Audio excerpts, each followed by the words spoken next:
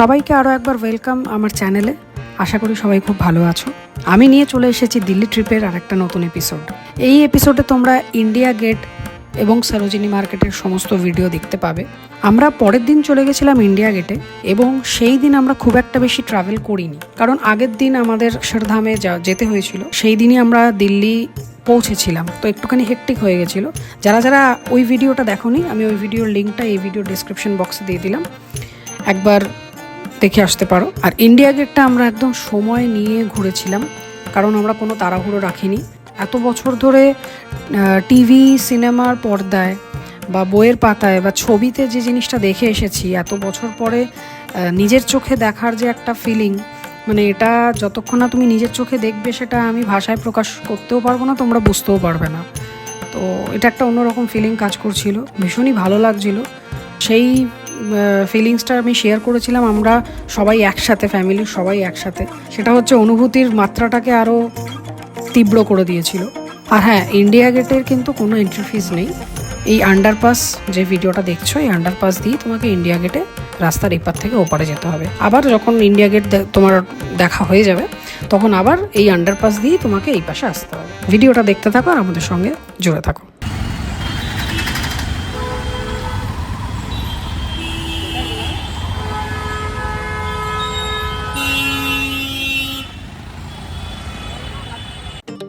India gate ঘুরে নেওয়ার পরে ওখানে একটু সবাই মিলে চাটা খেয়ে নিয়ে আমরা ওখান থেকে একটা অটো করে নিলাম।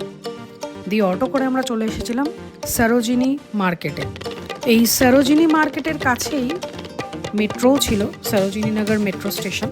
ওই মেট্রোর থেকে এই মার্কেটটা 5-7 মিনিট হাঁটা পথ। এই মার্কেটটা বিশাল বড় ছিল, বিশাল বড়। ঠিক আছে, পুরো ভিডিওটা দেখতে হলে এবং মার্কেটের ভিতরে কি কি পাওয়া যায় সবটাই আমি শেয়ার করব তোমাদের সাথে।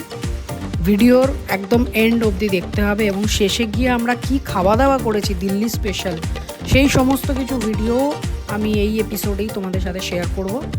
পুরো ভিডিওটা দেখতে থাকো আর এনজয় করতে থাকো।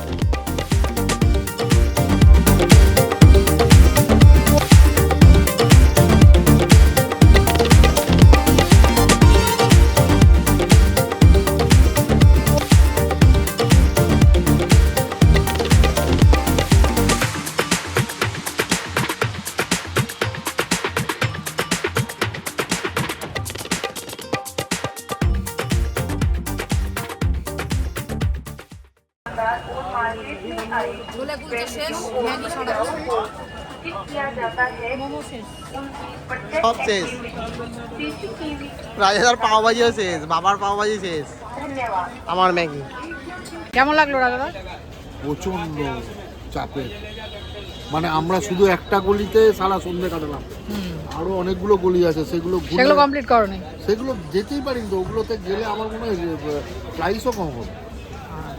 এখানে যে প্রাইসটা দিচ্ছে ওটা তার থেকে কম হবে পরে যা ধারণা। মানে এক্সপিরিয়েন্স কেমন লাগলো? ভালো, সব রকমই আছে, সব রকমই আছে, কম দামিও আছে, 50 টাকার জ্যাকেটও আছে, 5000 টাকার জ্যাকেটও আছে। তোমাদের কেমন লাগলো সরোজিনী মার্কেট?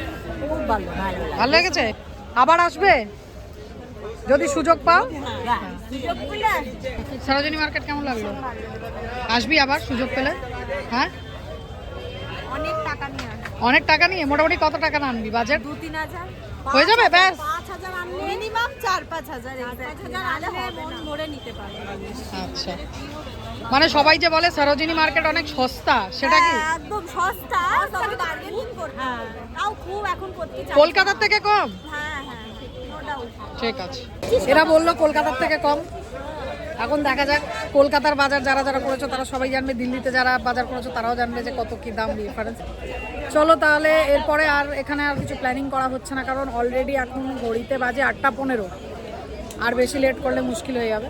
এরপরে ডাইরেক্ট বাড়ি যাব, মানে হোটেল। সরোজিনী মার্কেটে কেনাকাটা করে সবাই বিধ্বস্ত হয়ে পড়েছিলাম, তাই সেই দিনে আর কিছু রেকর্ড করা হয়নি। হোটেলে গিয়ে সবাই ঘুমিয়ে পড়েছিলাম। পরের দিনের যে ভিডিও সেটা আগামী ভিডিওতে আমি আপলোড করব। এই ভিডিওটা তোমাদের কেমন লাগলো আমাকে কমেন্ট করে জানাতে ভুলবে না।